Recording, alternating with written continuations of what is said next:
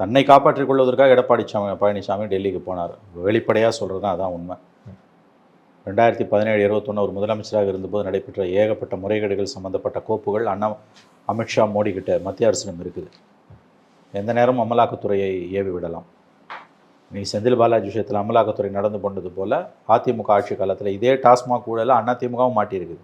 இவர்கள் ஒன்றும் உற்றமர்கள் கிடையாது. என்ன சொல்லப்போனால் இந்த ரெய்டெல்லாம் ஏடிஎம்கே பீரியடில் போட்ட எஃப்ஐஆர்னு தான் சொல்கிறாங்க.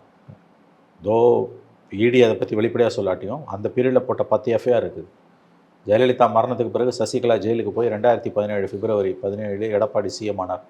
அதுலேருந்து இன்ன வரைக்கும் நீங்கள் பார்த்தீங்கன்னா இந்த காலகட்டத்தில் அந்த 21 ஆட்சி காலம் வரைக்கும் நீங்கள் பார்த்தீங்கன்னா வந்து என்னெல்லாம் நடந்ததோ அதற்கான விலையை தான் இன்றைக்கி அதிமுக கொடுத்துக்கிட்டு இருக்கு. வெளிப்படையாக சொல்கிறோம்.